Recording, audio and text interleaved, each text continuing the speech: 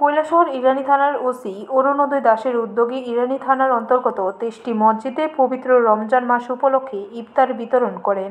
আজ অর্থাৎ ২২শে মার্চ কৈলাসহর ইরানি থানার ওসি অরুণোদয় দাস ইরানি থানার অন্তর্গত ২৩টি মসজিদ যথাক্রমে বাবুর বাজার মসজিদ, তিলা বাজার মসজিদ, মহাজন বাড়ি মসজিদ, ইরানি বাজার মসজিদ সহ ২৩টি মসজিদ ইফতার সামগ্রী বিতরণ করেন।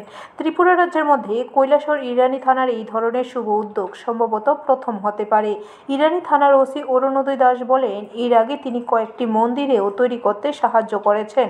কৈলাসহর ইরানি থানার ওসি অরুণোদয় দাসের এই উদ্যোগকে কৈলাসহরের সহ জনগণ মানুষ সমর্থন জানাবেন বলে আশা ব্যক্ত করেছেন।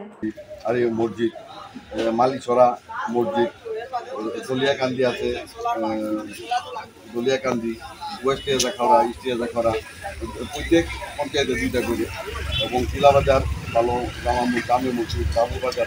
ব্যুরো রিপোর্ট, খবর ত্রিপুরা।